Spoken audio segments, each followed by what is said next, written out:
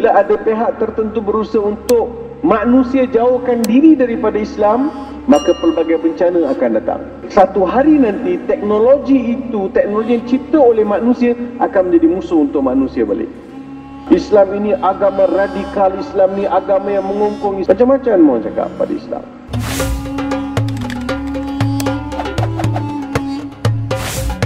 Jom sama-sama kami, caranya mudah, hanya klik join button. Terima kasih. Assalamualaikum warahmatullahi wabarakatuh. Alhamdulillahi rabbil alamin, wassalatu wassalamu ala ashrafil anbiya'i wal mursalin wa ala alihi wa ashabihi wa man da'a bida'watihi ila yaumiddin. Rabbi shrah li sadri wa yassir li amri wahlul 'uqdatam min lisani yafqahu qawli wasaddid lisani wahdi qalbi bihaqqi sayyidina Muhammadin sallallahu alaihi wasallam.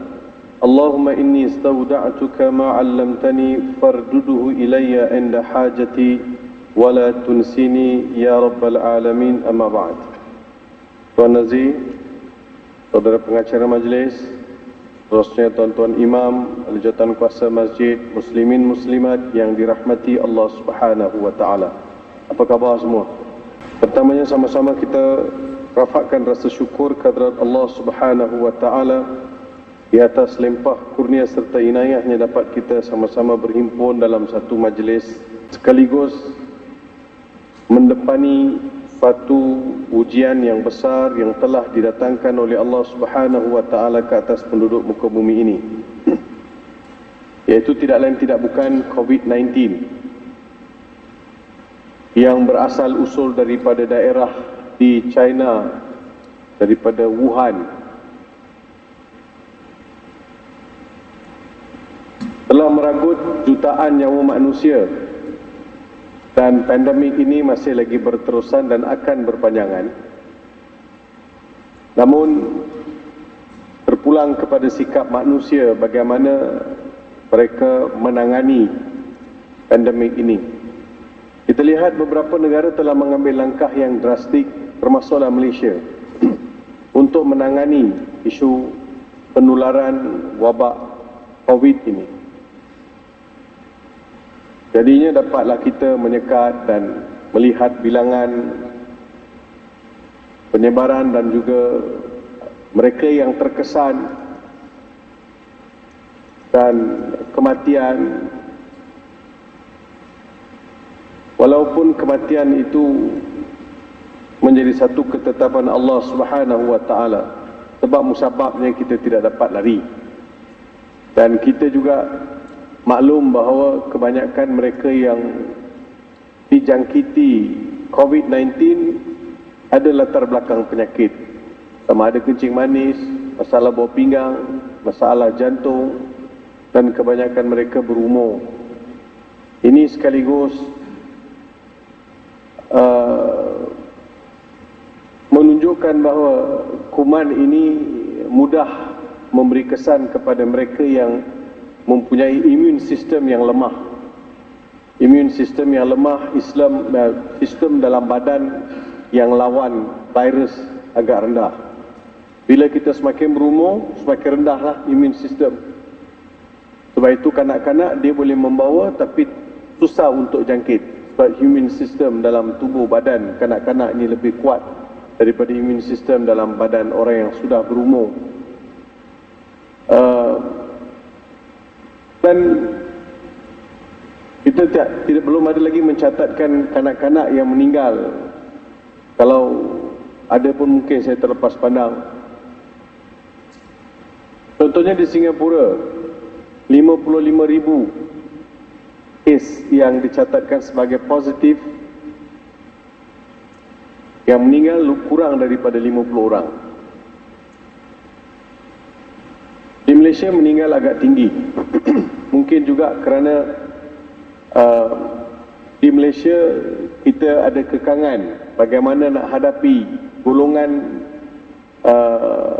foreign workers, dia panggil pekerja-pekerja yang datang daripada luar negara, daripada Bangladesh, daripada India, daripada Pakistan, daripada Indonesia. Jadi ada kesukaran untuk kawal Kalau di Singapura sistem kawalan dia sangat ketat dan foreign workers dia boleh dipantau. Kawasan ni apa nama? Taman Putra Perdana. Di Taman Putra Perdana tuan-tuan boleh agak ada berapa ramai orang luar dekat sini. Siapa yang pantau? Mana tempat duduk diorang? Kalau di Singapura, foreign workers ni semua ada dalam lokasi yang telah ditetapkan oleh kerajaan. Bukan boleh menyewa mengata-kata. Bukan boleh duduk mengata-kata. Tak boleh. Mungkin disebabkan kita mempunyai dasar terbuka. Dan ini menyebabkan ada sedikit kesukaran untuk mengawal. Termasuklah yang kes baru-baru ini bila melibatkan seorang warga negara yang balik daripada Sivagangga. Dia sepatutnya kuarantinkan diri dia, tapi dia tak kuarantinkan diri, dia pergi duduk dekat kedai minum kopi ataupun dia kerja di kedai makan yang menjadi tempat singgahan lori, tempat singgahan orang untuk mendapatkan makanan. Itu baru kira lori yang singgah, belum kira orang kedai-kedai sebelah, orang yang berniaga kat situ pergi makan. Bila kuarantin ini dilonggarkan, dalam erti kata self quarantine. Dulu kuarantin bila orang balik daripada overseas kena kuarantin 14 hari. Sekarang kuarantin bila balik overseas dia kata you quarantine yourself in your house. You kena self quarantine, tahan diri dekat rumah. Bila kata tahan diri dekat rumah, dia yang tak tahan diri dekat rumah. Pergi pasar, pergi kedai, pergi restoran dengan tanda warna pink, yang gelang warna pink. Jadi susah nak kawal. Dia patah balik sekarang ni, siapa balik overseas kena kuarantin. Mungkin masyarakat kita perlukan kepada kesedaran yang lebih lagi dan masalah berkaitan dengan COVID-19. Cuma Islam ada solution. Islam meminta kita supaya sentiasa dalam keadaan bersih. Orang Islam kena bersih. Bersihkan diri setiap hari. Basuh tangan itu satu kemestian.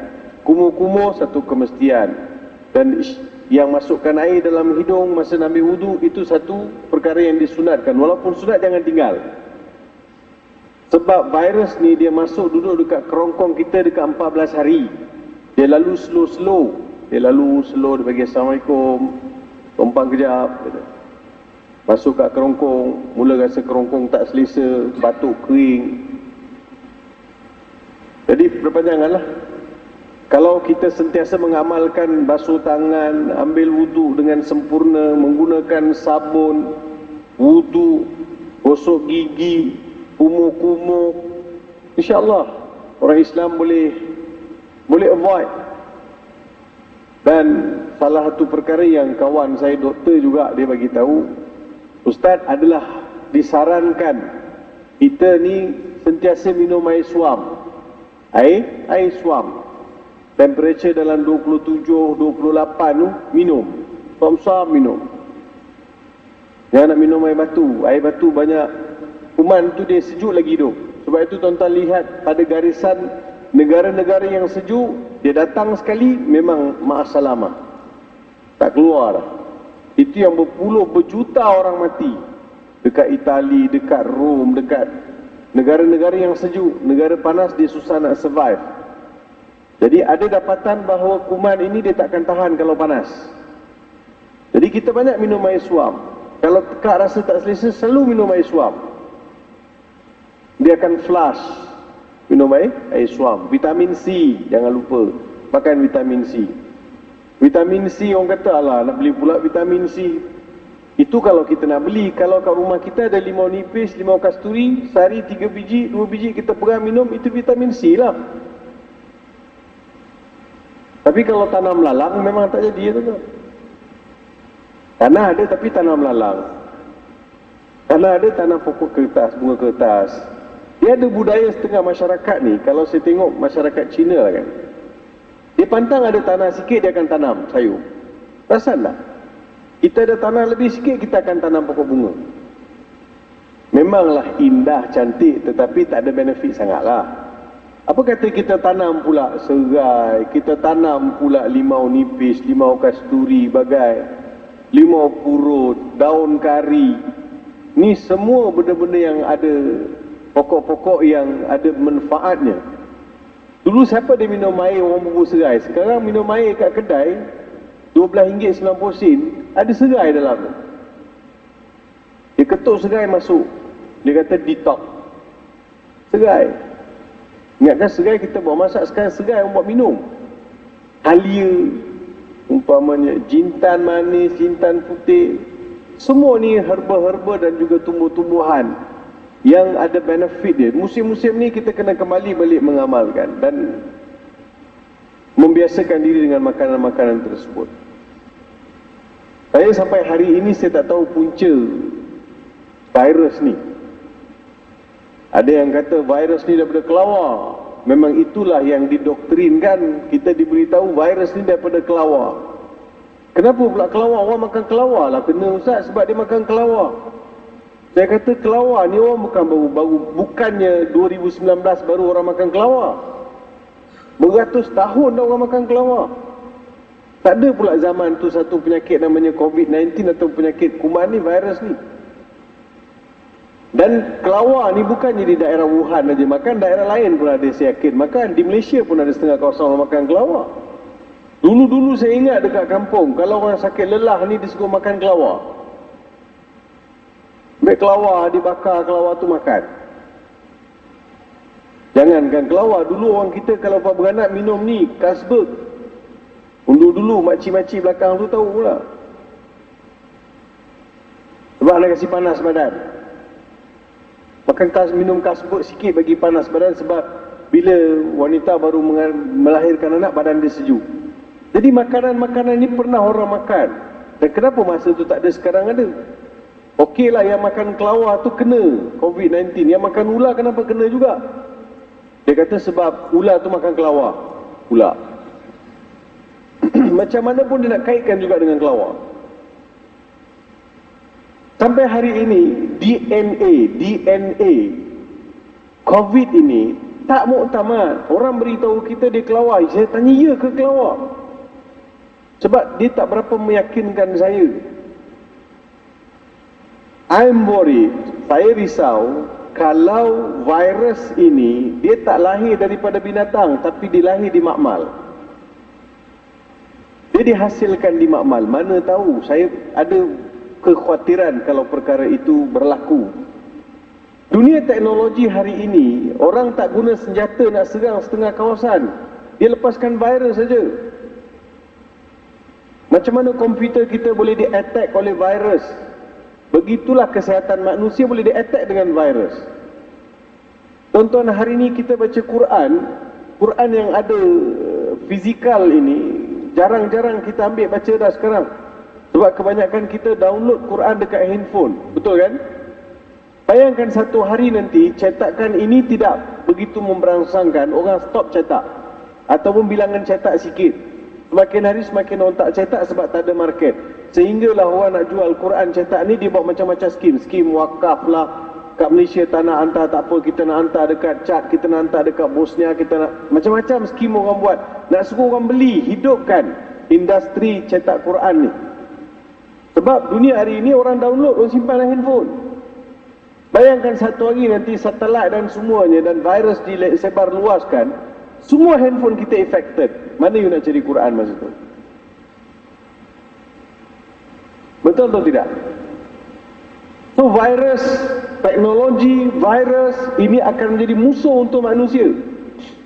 Dia akan dicipta oleh manusia untuk merosakkan manusia juga.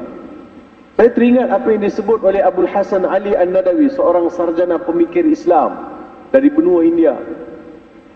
Jangan pula tuan-tuan bila saya sebut Abdul Hasan Ali Nadawi dari benua India, tuan-tuan kata mentang-mentang di India dia ikut ulama India. Nantilah saya ikut pula ulama lain. Sebab bila kata pemikir ni, dia fikir lebih jauh ke hadapan. strategi dan juga cadangan-cadangan dia untuk membina umat sangat luar biasa. Dia pernah sebut dalam kitab dia, "Madza khasira al-alam bi inhitatil muslimin?" Apakah kerugian ataupun bencana yang akan timpa ke atas manusia kerana rosakkan Islam? Orang berusaha untuk rosakkan Islam, orang berusaha untuk jauhkan manusia daripada Islam. Ada orang prejudis dengan Islam. Islam ini agama radikal, Islam ini agama yang mengungkung, Islam ini membawa ajaran yang melalaikan. Ajaran Islam ini penuh dengan ajaran-ajaran yang khayalan. Macam-macam orang cakap pada Islam. Jadi bila dunia ini berusaha, bila ada pihak tertentu berusaha untuk manusia jauhkan diri daripada Islam, maka pelbagai bencana akan datang. Dalam buku tu beliau sebut juga bagaimana teknologi ini, beliau sebut beliau bukan seorang yang anti dengan teknologi, tetapi beliau khawatir satu hari nanti teknologi itu, teknologi yang dicipta oleh manusia akan menjadi musuh untuk manusia balik. Saya tanya tuan-tuan, kenapa Malaysia tak ada nuclear plant? Singapura ada nuclear plant, Malaysia tak ada pun nuclear plant. Pusat nuklear, Malaysia mana ada? Pusat nuklear maksudnya dia yang menghasilkan elektrik, menghasilkan tenaga, power. Mana ada? Kita tahu kalau nuklear plant ini dia akan menjimatkan lagi pembakaran, dia akan kurangkan arang, dia akan kurangkan minyak diesel untuk menghasilkan tenaga ni. So kita gunakan nuklear power. Berkali-kali ganda dan berkali-kali, beratus berpuluh kali lebih jimat kalau guna nuklear power. Kenapa Malaysia tak buat lagi? Saya cadang tak payah buat dululah. Buat stadium pun runtuh. Nah, harap engkau buat apa ni nuklear plant, lagilah kelang kabut gitu tuan-tuan. Bagi kontrak mencuri, bagi kontrak curi semen, curi itu, curi besi, habis. Kontrak asal 200 juta, bila sampai dekat kontraktor tinggal 100 juta. Ada kontraktor dia boleh sahkan kan saya. So, kalau tidak ada amanah, tidak ada jadi. Tengok bagaimana manusia memanipulasi situasi. Saya sebut ni, bagaimana kelak pula nuklear ini digunakan untuk menghancurkan dunia. Bagaimana Hiroshima itu dihancurkan dengan nuklear. Teknologi boleh, tetapi teknologi bagus. Tetapi teknologi bila berada di tangan orang yang tidak ada amanah, tidak ada tanggungjawab. Bila teknologi berada di tangan orang yang menggunakannya untuk merosakkan orang lain. Sebab itu saya sampai hari ini saya belum lagi boleh terima satu conclusion, satu kesimpulan mengenai COVID-19. Dari mana dia? Puncanya apa? Kata kelawar, balik-balik kelawar. Kalaulah kelawar tu boleh bercakap, apa dia cakap agaknya? Tuan-tuan baca tak surah Al-Fil? Surah gajah. Surah Al-Fil, surah gajah. Cuba tuan-tuan perhati dengan saya. Alam tara kaifa fa'ala rabbuka bi ashabil fil. Alam yaj'al kaidahum fi tadlil. Wa arsala alaihim tayran ababil tarmihim bihijaratin min sijjin faja'alahum kasrin ma'kul. Ayat ini, surah ini memberitahu kepada kita bagaimana tentera Abraha datang menyerang kota Mekah. Dan pada tahun itulah Nabi SAW dilahirkan, dinamakan tahun gajah. Betul kan? Tentera Abraha yang menetap di Yaman, dia mula rasa cemburu dengan kemajuan yang ada di Mekah. Dia rasa selayaknya Yaman ini lebih maju. Yaman lebih maju sebab dia ada tamadun lebih tua. Kita kata kerajaan Sabak. Kenapa pula Mekah semakin maju? Dia tak boleh terima. Mekah semakin maju kerana ada Kaabah. Oh, dia kata tak boleh jadi. Dia mesti buat sesuatu. Apa dia buat? Dia rancang untuk serang Kaabah. Dia nak hancurkan kota Mekah. Dia datang dengan bala tentera yang sangat besar. Penduduk Mekah, pembesar-pembesar Quraisy yang rasa gah, mereka hebat, bila tahu tentera Abraha nak masuk kota Mekah, dia orang semua tinggalkan kota Mekah, lari duduk dekat atas bukit Safa Marwah. Termasuklah Abdul Muttalib. Pelbagai rundingan dilakukan dengan Abraha untuk tidak menyerang kota Mekah. Abraha kata, no, aku nak serang kota Mekah. Pada masa itu, Abdul Muttalib yang menjadi pembesar Quraisy mula orang ramai di Mekah itu atau di kota Mekah itu datang mengadu dengan Abdul Muttalib. Macam mana ni wahai Abdul Muttalib, kita nak buat apa ni, macam mana kita nak hadapi, jomlah susun strategi, kita lawan, kita mesti tahankan kota Mekah. Abdul Muttalib, dia mengungkapkan satu perkataan sampai hari ini saya hafal, lama dah saya baca. Abdul Muttalib kata, innalaha rabban sayahmiha, sesungguhnya kota Mekah ini ada Tuhan, Tuhan tu akan jaga. Kamu jangan risau, kota Mekah itu, Kaabah itu ada Tuhan. Kaabah itu ada Tuhan. Tuhan tu akan jaga Kaabah tu. Kamu jangan takut. Betul. Tentera Abraha masuk, Allah hantar burung ababil. Alam tara kaifa fa'ala rabbuka bi ashabil fil. Alam yaj'al kaidahum fi tadlil. Tuhan gagalkan perancangan mereka. Wa arsala alaihim tayran ababil. Allah menghantar burung ababil. Siapa pernah tengok burung ababil? Burung ababil ni, dia lebih besar sikit aja daripada burung pipit. Besar sikit daripada burung pipit. Kecil aja burung tu. Allah hantar burung tu bawa batu daripada api neraka.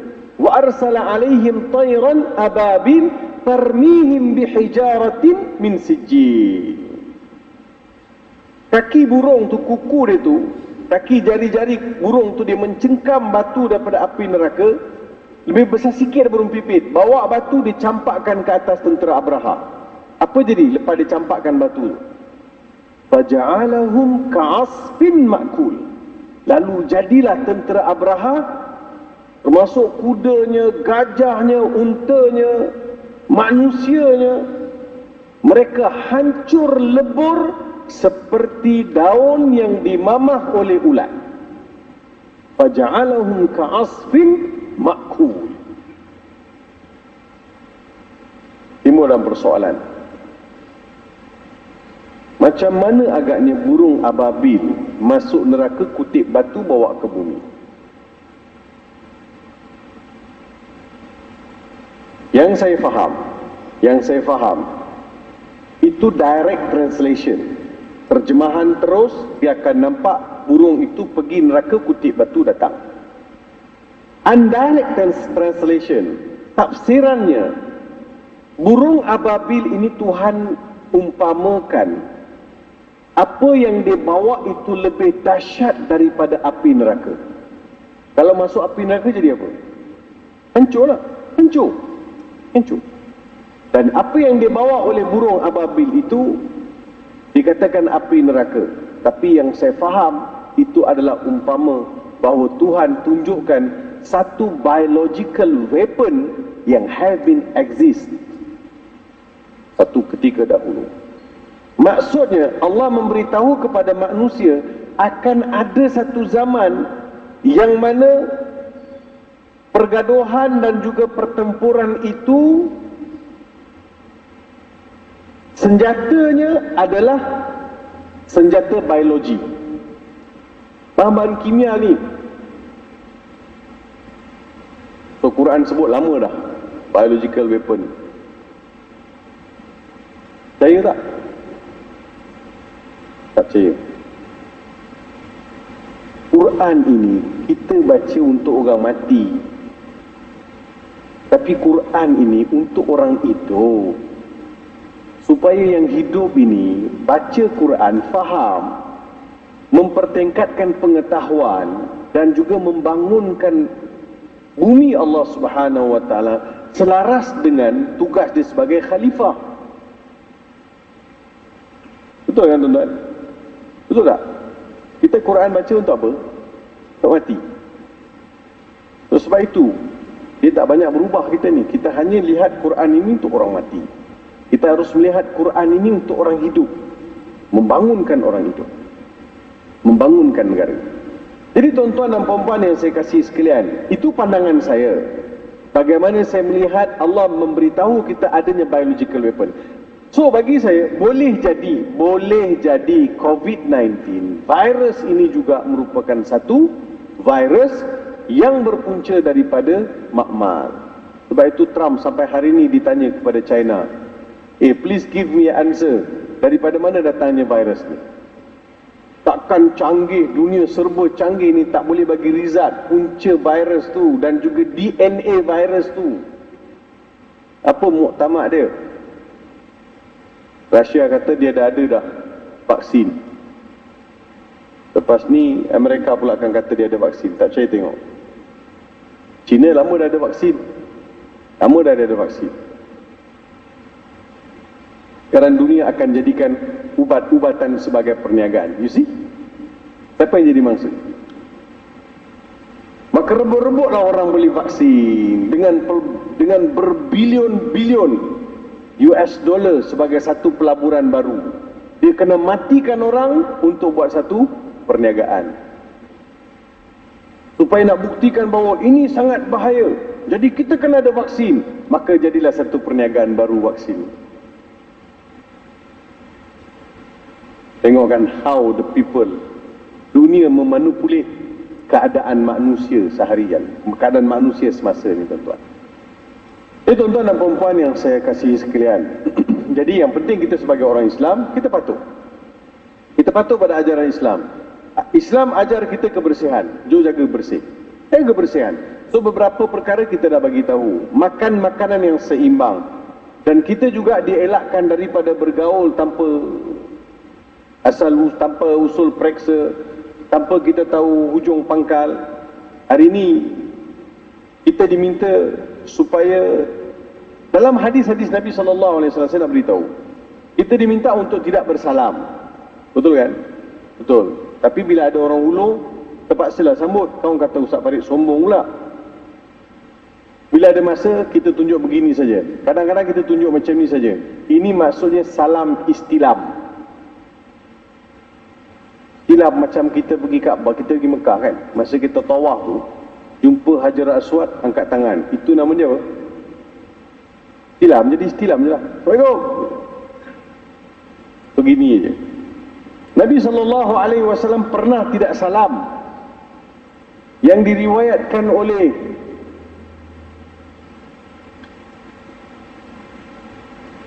Amr bin Shuraid.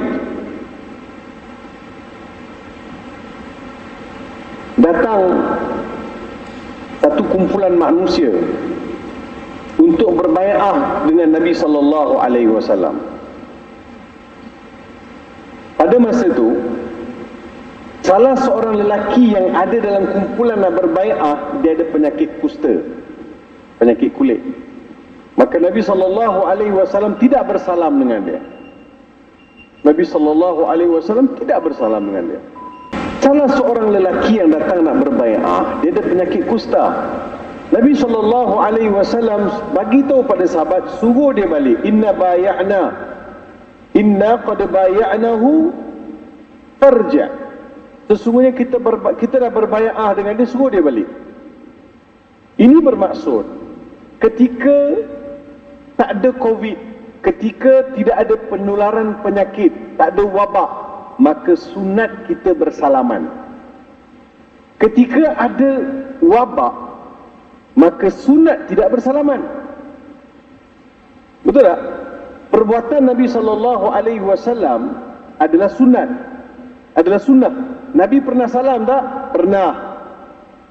Nabi pernah tak salam? Pernah. Jadi Nabi salam, orang sehat semua Nabi salam. Yang tak sihat, Nabi tak salam. Kot ada yang bertanya, Ustaz tahu mana saya salam, saya sihat tak sihat, Ustaz tak salam dengan saya? Sebab virus ini unseen virus. Dia kata virus yang tidak dapat dilihat. Kalaulah saya ada cermin mata kan, cermin mata yang boleh scan, dia tengok nampak virus juga agak macam mikroskop spek mata tu dia macam mikroskop kan, dia pakai nampak kat mana-mana ada virus. Itu lainlah. Sekarang kita tak tahu. Boleh jadi ada virus di tangan saya, boleh jadi virus di situ, boleh jadi virus di sini. Maka tidak bersalam itu juga boleh jadi sunat. Boleh jadi sunat, tidak bersalam. Tapi kalau bersalam sekalipun, elakkan selepas salam sentuh hidung, sentuh mulut, korek gigi, sebagainya. Tahan tangan tu. Lepas tu sanitize lah tangan itu. Ini di antara perkara yang Nabi SAW ajar. Nabi SAW tidak menggalakkan kita menziarahi orang yang ada penyakit berjangkit. Dan Nabi SAW memberitahu kita jangan masuk ke negeri yang ada penyakit. Dan kalau kamu berada di negeri yang ada penyakit, jangan pula kamu keluar daripada negeri tersebut. Jadi kalau kita tahu setengah kawasan itu sedang ada penularan, maka tak boleh pergilah. Sebab itu bila ada PKPP, maksudnya dia mengawal kawasan-kawasan yang ada penularan, yang agak dipanggil zon merah. Tuan-tuan tahu tak perkataan kuarantin ni asal daripada istilah yang dicetuskan oleh Ibn Sina. Kuarantin ini membawa maksud menahan diri, mengurung diri selama 40 hari. Kuarantin maksudnya 40 hari. Apa yang dimaksudkan dengan 40 hari? Ibn Sina beritahu mengurung atau mengawal diri atau mengawal sesebuah negara daripada gerak-geri, daripada pergerakan selama 40 hari. Sebab mengikut teori Ibn Sina, 40 hari adalah tempoh untuk memulihkan dan juga untuk memutuskan rantaian penularan. Jadi Islam dah ajar kita, tuan-tuan. Kalau kita tengok teliti betul-betul, insya-Allah kita akan dapat mengikut ajaran Islam. So, ini hijrah kita kepada norma baru. Mana pernah, tuan-tuan, saya ceramah, tuan-tuan semua tutup mulut. Tak pernah. Saya dah buka, tuan-tuan. Saya tak payah pakai lah. Nak suruh saya pakai? Orang bunyi pakai kan bunyi sengau. Bila bercakap tak payah pakai lah, tuan-tuan. Tuan-tuan kena pakai. Sekarang peraturan dah masuk masjid kena pakai. Kena bawa sejadah. Kena sanitize. So demi menjaga, mengawal daripada penularan. Jadi tuan-tuan dan perempuan yang saya kasih sekalian, ini norma baru nama dia. Kita harus mengambil langkah-langkah yang sewajarnya untuk kita memutuskan rangkaian COVID-19 ini, supaya kita boleh kembali balik hidup dalam keadaan normal. Kembali balik hidup dalam keadaan normal. Kita ambil sikit hijrah Nabi SAW. Hijrah Nabi SAW daripada Mekah pergi ke Madinah. Sebelum itu, Allah Subhanahu wa taala telah menjadikan hijrah ini sebagai satu kefarduan. Sebagai satu kefarduan, orang Islam diwajibkan berhijrah apabila mereka berada dalam satu keadaan yang memudaratkan. Lebih-lebih lagi al-hijratu min daril kuffari ila daril iman. Hijrah pertama yang berlaku dalam sejarah adalah hijrah sekumpulan sahabat pergi ke Habasyah. Ini hijrah dalam sejarah Islam zaman Nabi SAW. Bila saban hari Nabi disakiti, bila saban hari Nabi SAW diganggu, laluan Nabi disekat, orang Islam disekat, Sumayyah mati dibunuh, begitu juga dengan beberapa orang sahabat yang lain. Bilal bin Rabah, kita bukan tak dengar cerita Bilal bin Rabah bagaimana diseksa, dan ramai lagi sahabat-sahabat diseksa. Dan di antara perkara yang dilakukan oleh kafir Quraisy adalah memutuskan segala macam hubungan diplomasi atau segala macam hubungan muamalat. Jadi orang Islam ni tak boleh nak berjual beli dengan orang bukan Islam. Terpisah keluarga, terpisah jual beli, mereka disekat, diusir. Duduk di rumah sendiri kena halau, diusir, disakiti. Jadi keadaan ini semakin teruk. Pernah sahabat tanya dengan Nabi SAW, "Ya Rasulullah, ala tarau ahwalana?" Wahai Rasulullah, tidakkah Tuhan lihat bagaimana keadaan kita? Fina man qutil, fina man quti'. ada di antara kami yang dibunuh, ada di antara kami yang sudah dipotong tangan, dipotong telinga kerana masuk Islam. Dibaca satu ayat, sahabat ni baca, famata nasrullah ya Rasulullah. Bila sahabat ni sebut famata nasrullah ya Rasulullah, jadi merah padam wajah Nabi sallallahu alaihi wasallam. Nabi marah dengan sahabat ni kerana bertanya satu perkara yang tidak ditanya oleh sahabat. Dia tidak pernah ditanya oleh mana-mana sahabat kepada mana-mana Nabi sebelum Nabi Muhammad sallallahu alaihi wasallam. Nabi tidak mahu ada di antara pengikut Nabi Muhammad yang bertanyakan satu soalan yang tidak pernah ditanya oleh mana-mana sahabat bagi mana-mana Nabi yang terdahulu.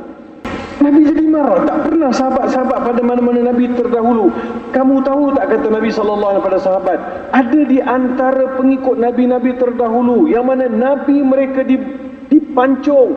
Ada Nabi yang digunakan sisir besi, disisirkan badan Nabi ini, terpisahlah jasad dan juga terpisah isi dengan tulang. Mereka lagi teruk diseksa, mereka tak ada pun tanya famata nasrullah. Engkau orang baru kena uji sikit dah tanya famata nasrullah, tanya bila Allah nak tolong kita. Nabi marah. Nabi sebut akan tiba masanya, tunggu. Sehinggalah 13 tahun sahabat-sahabat menanti saat dan detik untuk mereka boleh berhijrah.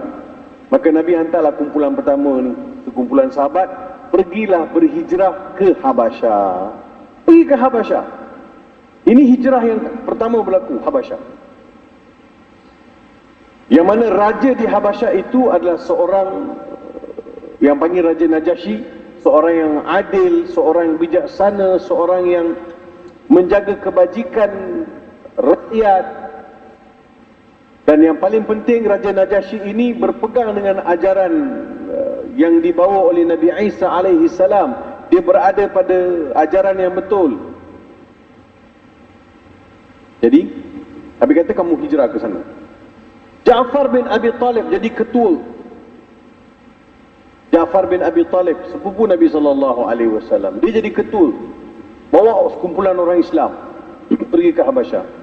Beritahu kepada Raja Najasyi, kami datang nak berlindung di sini. Raja Najasyi kata, silakan duduk, tak ada masalah.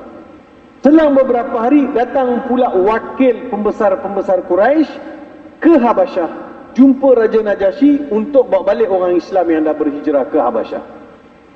Dia datang tak tangan kosong. Siapa yang mewakili kafir Quraisy? Siapa yang mewakili pembesar Quraisy itu? Amr bin al-As. Amr bin al-As. Amr bin al-As ni dia seorang yang petah berbicara, tuan-tuan. Fasih dia bercakap. Hantar dia untuk pergi berunding dengan Raja Najasyi supaya Raja Najasyi pulangkan balik orang Islam yang berhijrah ke Mekah, ke Habasyah. Datanglah Amr bin al-As, bawalah beberapa dulang hadiah sebagai tanda titipan penghormatan daripada pembesar kafir Quraisy, pembesar Quraisy. Bagi raja, tuanku, ni hadiah daripada Mekah kepada tuanku. Namun patut bawa hasrat yang besar, tuanku. Raja Najasyi tanya, apa hasrat awak? Hasrat patut adalah untuk membawa pulang sekumpulan penduduk Mekah yang berhijrah ke negeri tuanku. Kenapa pula engkau nak bawa balik? Oh tuanku, mereka ni jahat, tuanku. Bukan, dia kata mereka ini adalah golongan yang sangat radikal, ganas. Mereka ni tak boleh, tuanku. Tuanku, kalau tuanku biarkan di negara tuanku akan jadi porak-poranda. Jadi Raja Najasyi kata, kenapa engkau nak bawa balik diorang? Diorang ni tak boleh, tuanku, jangan dibiarkan.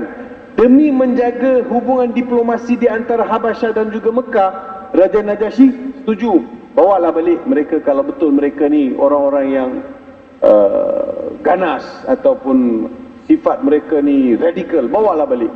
Pada masa tu Ja'far bin Abi Talib tampil ke hadapan, mempertahankan kenapa dia berhijrah, mempertahankan diri dan juga mempertahankan hak dia kenapa dia berhijrah. Dia kata, tuanku, patut datang daripada Mekah ni kerana Nabi kami SAW memberitahu kami bahawa tuanku adalah seorang raja yang adil lagi bijaksana, seorang raja yang beri perlindungan kepada orang yang datang ke negeri tuanku. Sebab itu Habasyah adalah menjadi darul aman, negeri yang aman. Dia bukan darul iman. Negerinya aman, tetapi belum tentu boleh kembangkan iman. Madinah, ya, darul aman, darul iman. Mana tuan-tuan rasa seronok duduk? Solat di Masjid Haram besar pahala, tapi duduk di mana seronok? Madinah kan? Saya sendiri pun rasa benda tu. Duduk di Madinah ni ada aman, ada iman. Di Mekah ada iman. Alhamdulillah Mekah kan, solat di Mekah. Lain, luar biasa tuan-tuan. Sebab itu, Ja'far bin Abi Talib mempertahankan hak dia. Kalau begitu, kenapa kamu lari, tanya Raja Najasyi kepada Ja'far bin Abi Talib dan juga kaum muslimin? Kenapa kamu lari ke negeri aku? Tuanku, kami diusir kerana kami ikut Muhammad, agama yang dibawa oleh Muhammad. Raja Najasyi tanya, Muhammad, siapa itu Muhammad? Muhammad adalah Nabi yang terakhir, Rasul yang terakhir diutus oleh Allah untuk membimbing kami, membawa ajaran yang membetulkan kami. Apa ajaran Muhammad itu? Tanya Raja Najasyi. Bagus Raja Najasyi ni. Ditanya, apa ajaran Muhammad itu? Ja'far bin Abi Talib jawab dengan merumuskan ajaran Islam dengan 4 perkara. Semalam dalam forum perdana pun saya disebut. Dirumuskan 4 perkara. Tuanku, ajaran Muhammad itu ialah, dulu kami menyembah berhala. Menyembah berhala. Kering kat tuan.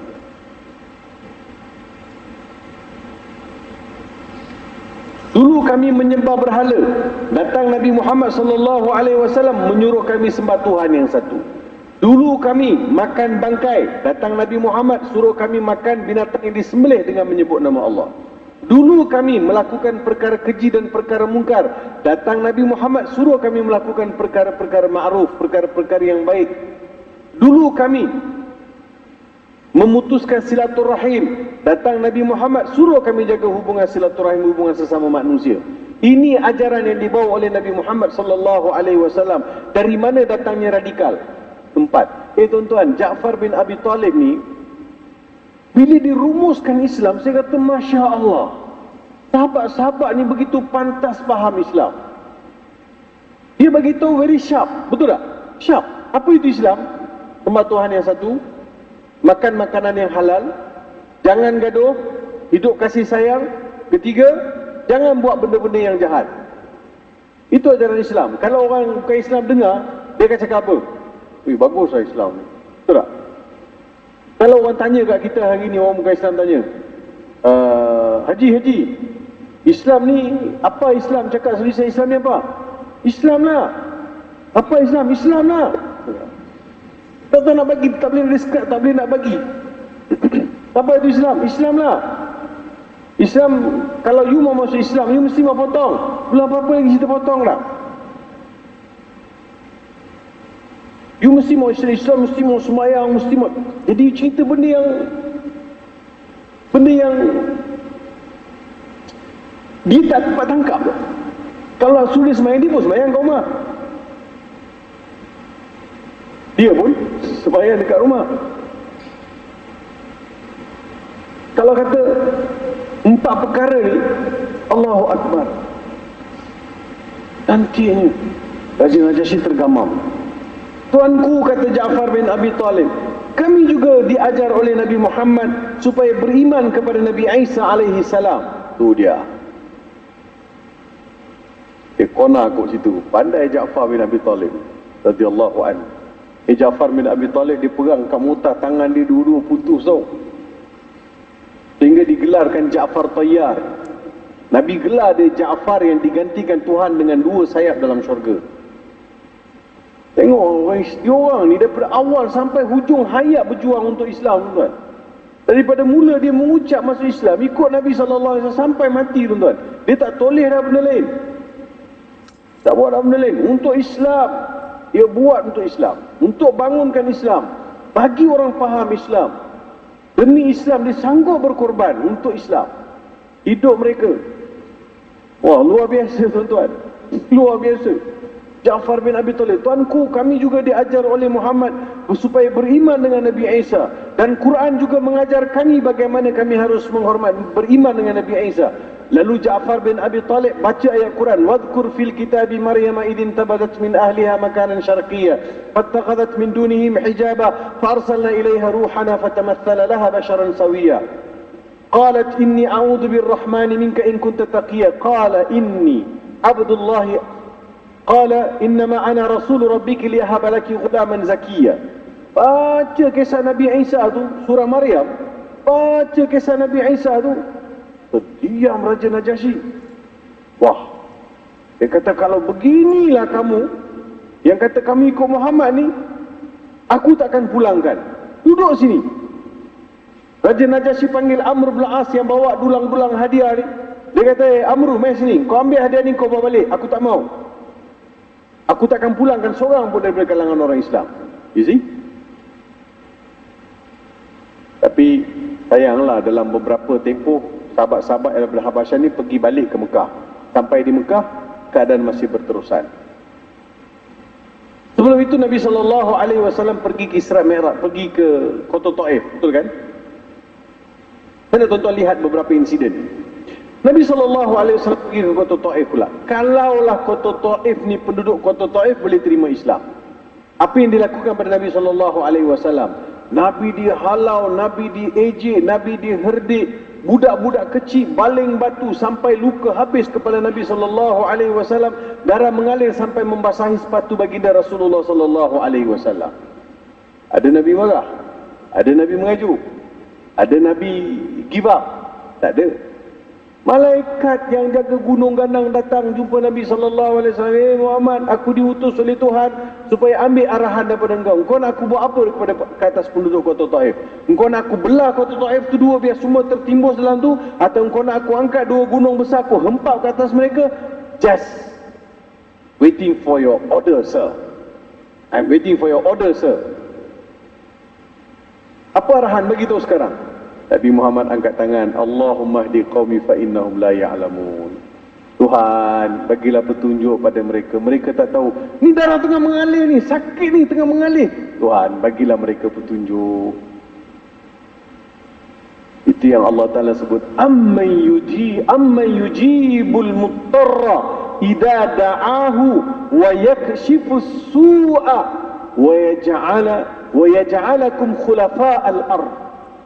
Nanti, amma yujibul muttar, siapa yang akan jawab, siapa yang selayaknya menjawab, memperkenankan doa orang yang disakiti, orang yang kesempitan, lalu dibuka baginya segala macam, diangkat segala macam keburukan, lalu dikembalikan mereka untuk memerintah bumi. Saya terjemah tu, saya bagi terjemahan dengan makna, tuan-tuan. Saya tak bagi word terjemah. Amma yujibul muttar. Allah Ta'ala, siapa akan perkenankan bila seseorang yang di dalam kesusahan bila berdoa, siapa akan perkenankan? Allah yang perkenankan. Allah angkat segala macam kesusahan. Lalu diangkat, bukan diangkat, dibagi pula orang itu meneruskan survival, kelestarian, menjaga bumi Allah Ta'ala. Cuma tuan-tuan harus faham bahawa Nabi SAW bukan pada hari itu berdoa, hari itu dapat. Tak, tuan-tuan lihat segala usaha 13 tahun Nabi semai. Over 13 years, 13 tahun Nabi sabar. Orang campakkan perut unta 3 hari disimpan, dicampak atas Nabi, disimbah atas Nabi. 3 hari perut unta disimpan, disimbah. Apa bau dia, tuan-tuan? Apa bau dia? Buruk lembu yang korban baru ni pun cepat-cepat kita tanam kalau tak ada orang nak urus. 3 hari perut unta disimpan, disimbah atas Nabi SAW. Lorong-lorong Nabi lalu ditabur dengan paku dan duri. Pernah sekali Nabi duduk bersandar di Kaabah, ada orang datang jerut leher Nabi dengan tali. Hampir Nabi nak putus nyawa. Abu Bakar masuk, lari orang tu. Nabi tahu berapa orangnya. Apa yang mereka tak lakukan? Tapi Nabi bersabar, berdoa. Amman yujibul muttarra idza da'ahu wa yakshifus su'a. wa yaj'alakum khulafa'al ard. Maka selayaknya doa Nabi SAW diperkenankan Tuhan setelah melalui segala macam cobaan dan juga dugaan-dugaan yang bukan kecil, besar. Nabi itu selayaknya Nabi dipanggil, selayaknya Nabi dapat. Hari ini kita minta doa, kita berdoa minta, tak dapat, kita mengajuk. Kita minta-minta tak dapat, tercetus dalam hati, nampaknya tak berkenan, Tuhan tak bagi lagi. Apa yang you dah buat sampai you rasa you paling layak dapat doa dimustajabkan oleh Allah? Apa yang dah buat? Ada tak kita lalui apa yang Nabi SAW lalui, tuan-tuan? Tapi kita tak boleh nak give up, kita kena berdoa. So kita kena ada pengorbanan. Saya mesti buat sesuatu untuk saya, untuk agama saya, untuk keluarga saya, untuk kecemerlangan hidup sebagai seorang Muslim. Saya kena buat. Mesti ada pancaroba, mesti ada cobaan, mesti ada hinaan, mesti ada cacian, mesti ada perli-perli. Macam mana? Semua itu kena tanggung. Amma yujibul muttarra idza da'ahu wa yakshifu su'a wa yaj'alakum khulafa'al ard. Saya baca ayat tu saya rasa menggemang, tuan-tuan. Allahu Akbar. Nabi angkat tangan, darah mengalir ni, angkat tangan, wahai Tuhan, bagilah mereka hidayah. Ya Allah, Nabi kata, Nabi mengadukan, tengok cantik bahasa Nabi kan. Ya Allah, kepada siapa engkau nak serahkan aku ni? Kau jangan sempitkan kerja dakwahku, ya Allah. Kalau engkau menimpakan ke atas mereka musibah, maka siapa lagi yang harus aku seru, ya Allah? Jadi Nabi pujuk Allah supaya Allah tak marah kepada penduduk kota Taif ni, tuan-tuan. Nabi berdoa, Nabi jalan, itu Nabi pergi singgah dekat satu kebun korma milik orang kafir Quraisy dan pekerjanya pula lelaki Yahudi. Tengok darah tengah mengalir, dia tak tahu siapa tu. Duduk, Nabi berehat, dia pun petik bawa korma, dia bagi Nabi, silakan makan tuan. Masa Nabi nak makan korma tu, Nabi baca Bismillah.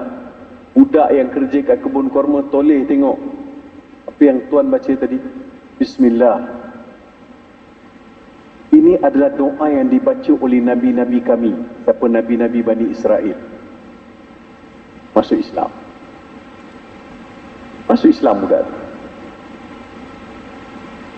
Nabi tanggung segala macam penderitaan, seorang dapat Islam, immediately Tuhan tunjuk. Apa? Hijrah. Nabi lalui 13 tahun, bergetir. Datang perintah hijrah. Nabi berhijrah dengan Abu Bakar As-Siddiq. Sebenarnya bila Rasulullah sallallahu alaihi wasallam datang jumpa Abu Bakar tengah hari, bagi tahu Abu Bakar, Abu Bakar, aku telah diizinkan hijrah dan engkau akan hijrah bersama aku. Menangis Abu Bakar, menangis kegembiraan. Anak-anak Abu Bakar beritahu, itulah kali pertama kami melihat tangisan gembira. Tangisan gembira. Gembira Abu Bakar. As-suhbatu ya Rasulullah. Punya seronok.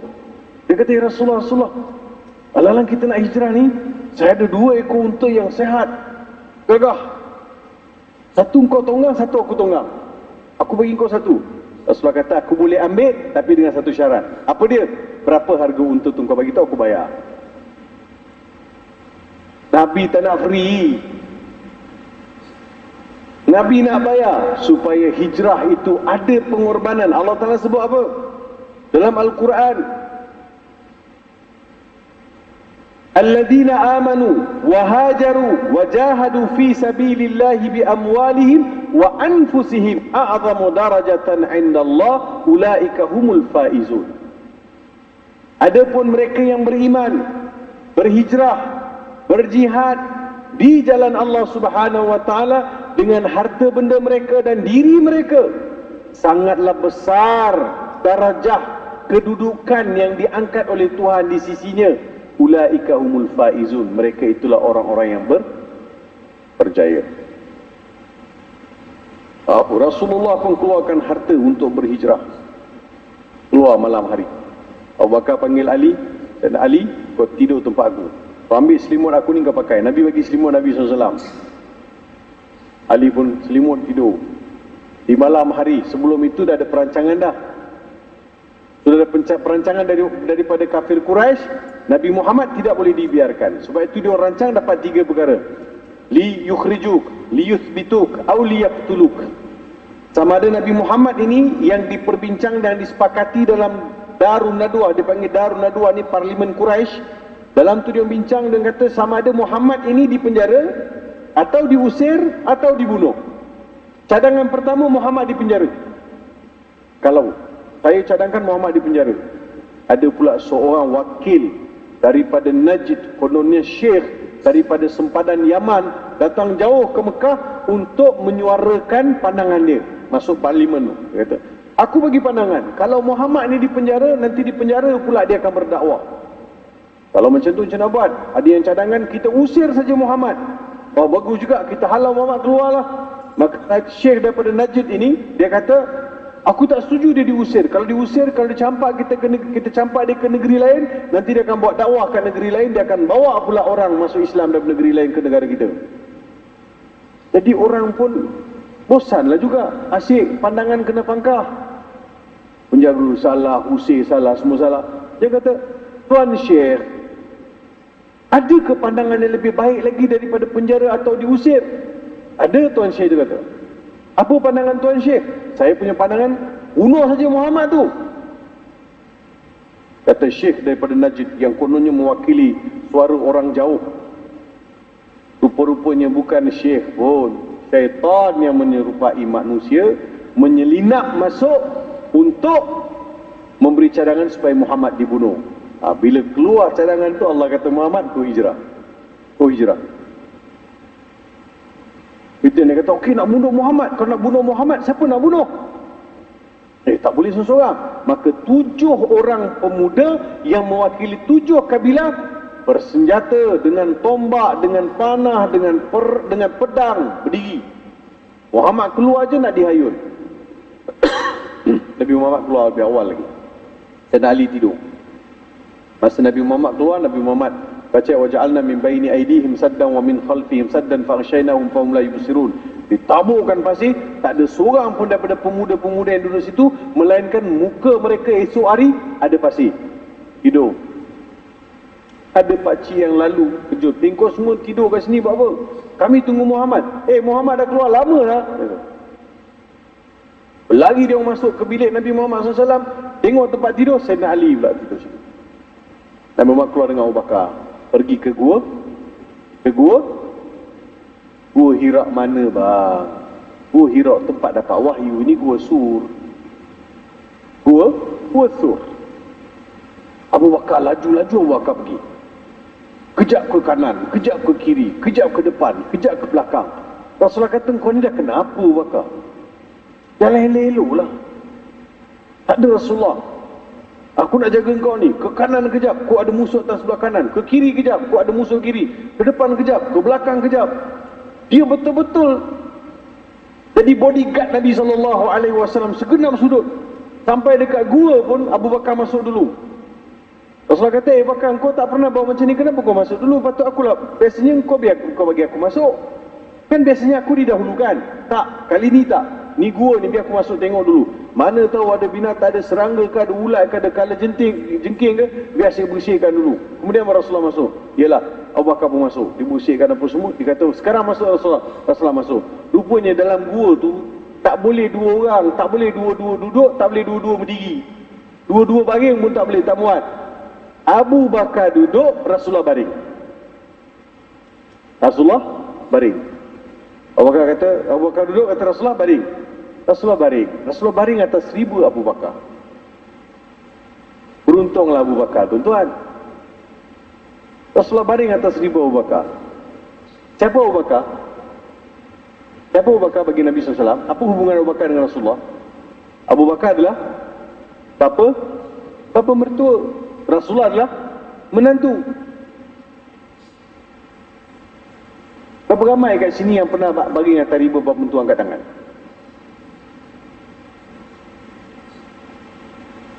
Balik hari ni try tengok. Bah.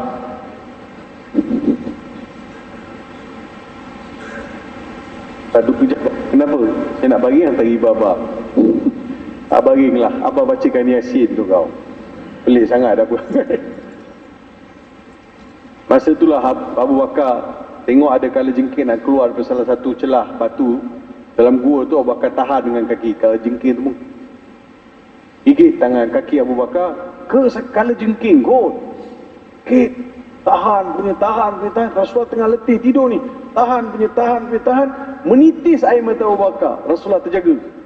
Sebab air mata menitis kena kat pipi Nabi jaga. Apa yang basah ni? Abu Bakar menangis. Kenapa ni? Kenapa kau menangis Abu Bakar?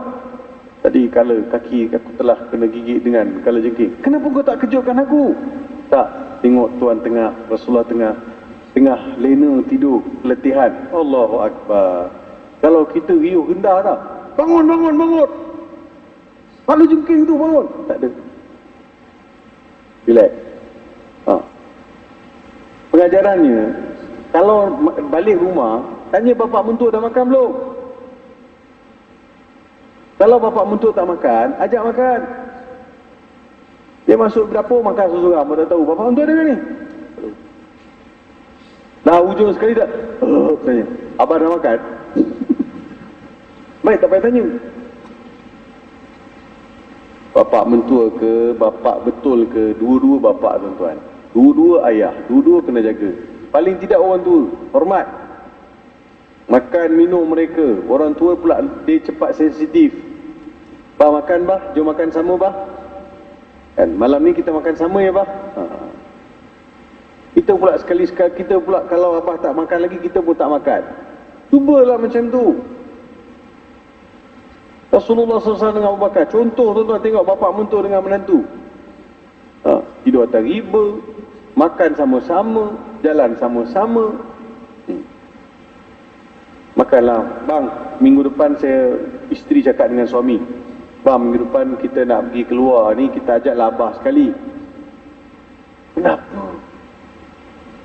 Yelah, abah dia serumah je. Bapak awak tu dah macam tak bawa betul sikit, takkan nak bawa berjalan. Yelah, jahat suami. Bukan nak bawa dan nyanyuk. Tuan-tuan kena ingat, saya pernah sebut, mengungkap perkataan nyanyuk kepada ibu bapa adalah dosa besar. Dosa besar. Siapa yang izinkan awak untuk mengatakan mereka yang sudah tua itu dengan gelaran nyanyuk? Nyanyuk ini bukan satu ungkapan yang menggembirakan. Dia tak describe benda yang baik. Tak tahu betul-betul. Quran kata dah uzur. Quran menggunakan istilah uzur. Ayah saya dah uzur, tak berapa ingat, dia dah lupa-lupa. Ini biasalah tuan-tuan. Ini tak digembira pula cakapnya. Baik, Abu Bakar As-Siddiq dengan Rasulullah SAW.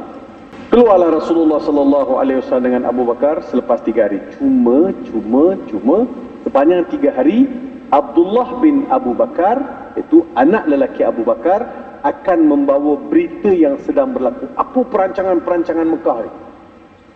Apa perancangan-perancangan mereka ni? Abdullah akan datang bagi tahu pada Rasulullah dan juga Abu Bakar As-Siddiq. Tapi Abdullah dia akan bawa gembala kambing tu, akan bawa kambing, dia bawa kan. Jadi orang tak dapat kesan tapak kaki. Tapak kaki kambing aja dia. Tapak kaki orang tak ada. Strategi. Yang keduanya, anak perempuan Abu Bakar yang bernama Asma binti Abu Bakar. Ini serikan di Islam, hebat. Asma binti Abu Bakar pun ada peranan dalam hijrah ni. Asma setiap hari akan bawa makanan, sehingga dia digelar sebagai Zat an-Nitaqain. Zatun Nitaqain. Maksudnya nitaq, an-nitaq ialah kain yang ikat di pinggang. Orang perempuan biasa kalau Arab tengok jadi perempuan akan ikat kain kat pinggang. Jadi kain itu Asma koyakkan 2 ikat makanan, bekalan yang dia bawa kepada Rasulullah dan juga Abu Bakar. Asma binti Abu Bakar, dia punya peranan. Dia ni mak kepada Abdullah bin Zubair. Suami dia ialah Zubair bin Al-Awwam. Abdullah bin Zubair telah dibunuh oleh Hajjaj Yusuf Al-Thaqafi. Hajjaj telah bunuh anak dia sebab anak dia telah dicemburui kerana anak dia bakal diangkat menjadi khalifah. Jadi adalah cerita yang panjang, cuma peranan tadi. Satu benda yang menarik bila saya baca semalam, Asma ni masa dia bawa bekalan kepada ayah dia dekat Gua Sur, dia sarat mengandung. Dia pregnant. Sebab itu Abdullah bin Zubair adalah kanak-kanak yang anak yang pertama lahir di Madinah selepas berhijrah. The first. Asma ni pula meninggal umur 100 tahun. Asma binti Abu Bakar, anak Abu Bakar ni meninggal umur dekat 100 tahun pada tahun ke-73 Hijrah. Hebat tak? Hebat. Dalam keadaan mengandung pun masih lagi buat kerja-kerja dakwah. Kalau kita tak darut, makan badam, makan kuaci, relax, doktor suruh rehat. Orang dulu tak, saya ingat lagi orang kampung-kampung dulu buat kerja lagi. Lepas tu buat kerja lah, pecah air ketumban, bawa lagi ke hospital. Keadaan beza. Tapi pentingnya peranan lelaki terlibat, kanak-kanak terlibat, orang muda terlibat untuk terlibat dalam peristiwa hijrah Nabi SAW. Ada satu cerita saya nak cerita, lepas tu saya nak closing. Dalam perjalanan itu hampir beberapa hari nak sampai dekat Mekah. Dalam perjalanan itu bekalan habis, Nabi lapar, Abu Bakar lapar. Masa dia lalu nak lapar dah ni, tengok kanan tengok kiri semua padang pasir. Sampai di satu kawasan, nampak ada sayu, ada kemah. Dalam perjalanan tu nampak ada kemah. Bila kemah ada orang, Abu Bakar kata, Rasulullah beritahu kepada Abu Bakar, Bakar, jom kita pergi tengok dekat kemah tu kalau ada bekalan untuk kita makan sebelum kita meneruskan perjalanan ke Madinah. Baik, Rasulullah kata Abu Bakar, bawalah, pergilah mereka berdua, pergilah menuju ke arah kemah. Sampai di kemah, ada seorang wanita tua yang mana kemudian wanita itu dikenali sebagai Ummu Ma'bad. Ummu Ma'bad. Rasulullah kata pada Ummu Ma'bad, wahai ibu, kami ni dalam perjalanan nak pergi Yasrib. Kami kehabisan bekalan, lapar. Jadi kami singgah di sini. Kalau kami boleh dapat sebarang sedikit bekalan untuk kami lapik perut. Ummu Ma'bad kata, ya Allah, wahai anak muda, minta maaf banyak-banyak. Tak ada apa-apa untuk aku bagi korang berdua makan. Minta maaf banyak-banyak. Kok ada kambing ke yang boleh diperah susu untuk kami minum? Kambing semua suami aku telah bawa pergi mengembala. Petang nanti baru balik. Sedang harapan semakin nipis untuk dapatkan bekalan, Nabi tengok di hujung kemah Ummu Ma'bad ada seekor kambing. Ada seekor kambing. Rasulullah kata, wahai ibu, itu ada kambing seekor. Itu kambing sakit. Boleh tak ibu izinkan saya perah susunya? Dah sakit, kurus, kering, dia nak berdiri pun tak larat. Dari mana awak nak perah susu dia? Tak adalah ibu, bagilah saya perah. Dia kan tak, kambing sakit. Tolonglah, bagilah saya perah susu dia. Sekejap pulang Nabi nak minta, Nabi pujuk. Ummu Ma'bad kata, pergilah nak perah sangat, pergilah perah. Pergilah perah. Kata Ummu Ma'bad kepada Nabi SAW. Tuan-tuan dengar betul-betul. Dengar betul-betul tuan-tuan. Nabi sampai pergi, Nabi menghampiri kambing tu, Nabi duduk sebelah kambing tu, Nabi tepuk belakang kambing tu. Nabi tepuk, Nabi kata, ana Rasulullah. Tegak kambing tu, tuan. Berdiri kambing tu. Ana Rasulullah. Bangun kambing tu, tuan. Nabi pegang perut kambing tu, tampak semena-mena susu semakin banyak. Nabi bagi tahu Abu Bakar pergi minta bejana untuk kita nak perah susu. Masuklah Abu Bakar jumpa Ummu Ma'bad, wahai ibu, perlukan satu bejana, kami nak perah susu. Ummu Ma'bad nak pengsan dah. Macam mana kambing yang kurus kering tak boleh nak berdiri, sekarang sudah berdiri, ada susu pula. Kehairanan. Cerita ini Ummu Ma'bad cerita selepas dua orang pemuda ini tinggalkan kemah tu. Ummu Ma'bad tak tahu yang itu Rasulullah, yang itu Abu Bakar, tak tahu. Dia pun ambil bejana, dia bagi pada Abu Bakar, Abu Bakar bagi pada Rasulullah peras susu. Penuh bejana tu tuan-tuan. Bejana tu besin. Jangan pula tanya bejana apa benda bejana ni. Boleh jadi macam mangkuk sup pun boleh jadilah. Tu bejana macam mangkuk sup. Selesai perang, Rasulullah sallallahu alaihi wasallam bagi Abu Bakar minum. Silakan minum wahai Abu Bakar. Takkan saya Rasulullah minum dulu.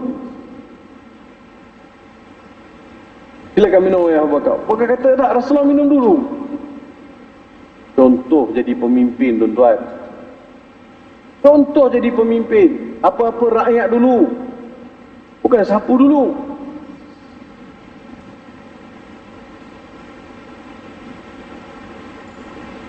Bukan kat sini tempat lain, kat Burkina Faso kot.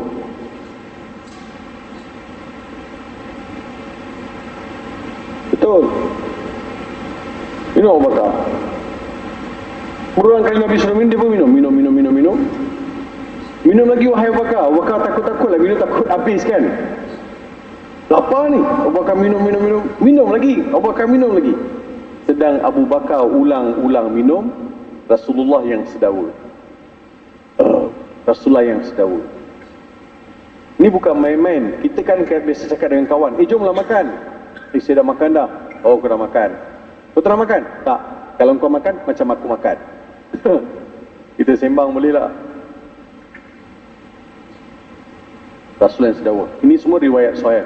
Sampai di Madinah, Nabi buat 3 benda. Nabi buat masjid, Nabi saudarakan Ansar dan Muhajirin, Nabi suruh orang Islam berniaga. So menjadi tunjang, masjid jadi tunjang, persaudaraan menjadi tunjang, kekuatan ekonomi menjadi tunjang umat Islam. Sebab itu 10 tahun di Mekah, Islam sudah mengubah landscape kehidupan mereka, landscape pemikiran manusia keseluruhannya.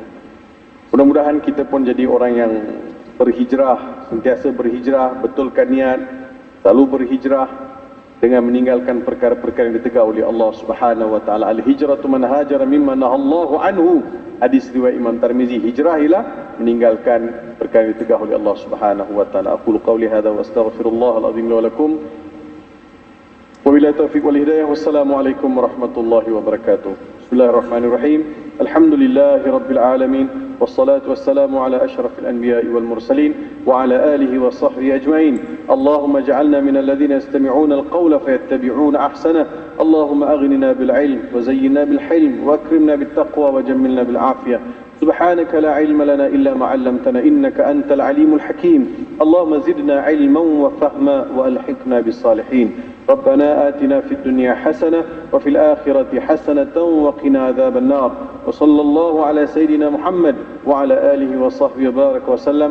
سبحان ربك رب العزة عما يصفون وسلام على المرسلين والحمد لله رب العالمين. Hiduplah dengan Amerika, bangkitlah akhirat dengan Amerika. Mudah hamba nak raya. Kalau kita kiblat kita lagu tu, tak usah takut, kita akan dibangkitkan dengan orang lagu tu. Almar'u ma'aman ahab, orang dibangkit bersama. Siapa dia? Hak dia sayang, hak dia idola dalam hidup dia, hak tu dah akan kebagi.